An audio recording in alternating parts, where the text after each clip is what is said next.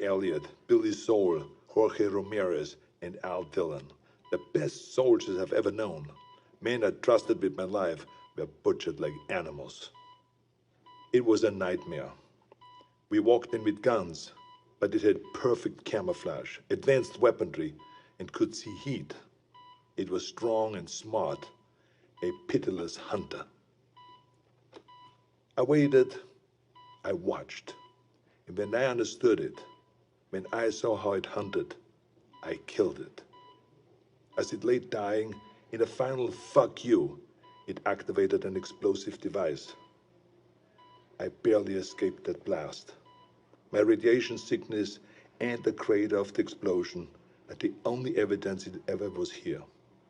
I've given my official statement to Agent Peter Keyes of the OWLF, but it's become clear I needed to investigate Valverde myself. Keyes was thorough, but he asked all the wrong questions. I mean, we have proof of alien life, but that life sees us as game. It's an alien whose first contact with humanity was to hunt us for sport. All Keyes cared about was the technology lost in the explosion. He can see the jungle for the trees. I see the threat. He sees the opportunity. Spies are all the same. I mean, we aren't people to them. We are assets. How many soldiers would he feed to those monsters just for a chance to steal from them or to learn from them? The government can't be trusted. So I will have to do this on my own. I'm cutting my treatment short and going off the grid. I will make my way back to South America, to Valverde. I was told that there were stories about demons who make trophies of man. I'd like to hear those stories.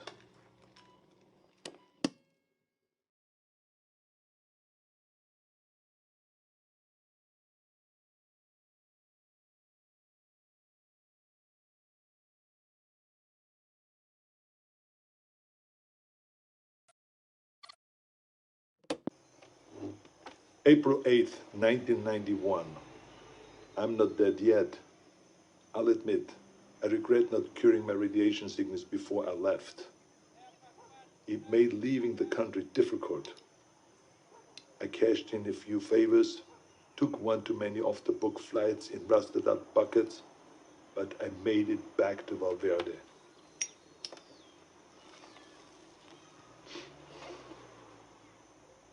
The area was on lockdown, sealed by American intelligence for study.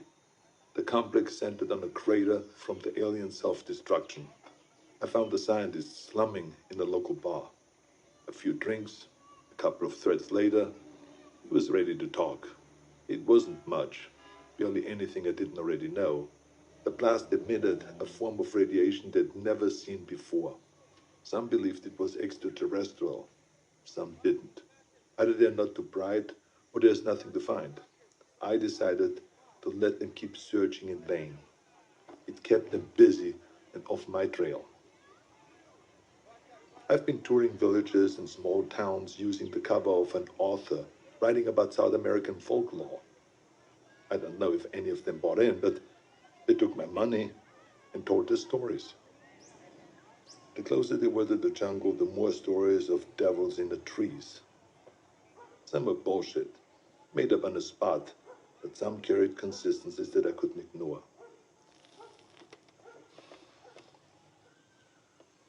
Whatever it was, the demons who make trophies of man, the devil of the trees, or the skull taker, the stories always began on the hottest summer that they could remember. In the summer of 1987, Valverde nearly broke its all-time high in temperatures. They love the heat. It must remind them of home. Everything else confirmed the truth of the stories. Proud warriors skinned and hanged, skulls and spines ripped from their bodies. Maybe it was obvious from the beginning, but it wasn't until I heard the stories that I truly accepted the purpose of these mutilations. I mean, they're taking trophies. They travel impassable distances to hunt us, skin us, and mount us over some alien fireplace on another world. It would be disgusting if it weren't so familiar. Where do I go now? It's been on my mind all year. The takeaway from all this intel is that they've been doing this for decades, centuries maybe. They're coming back, and I need to be there when they do.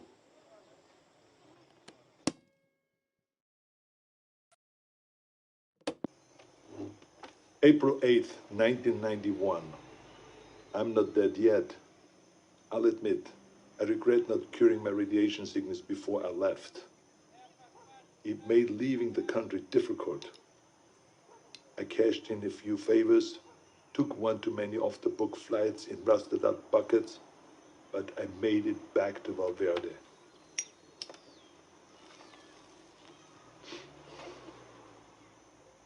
The area was on lockdown, sealed by American intelligence for study.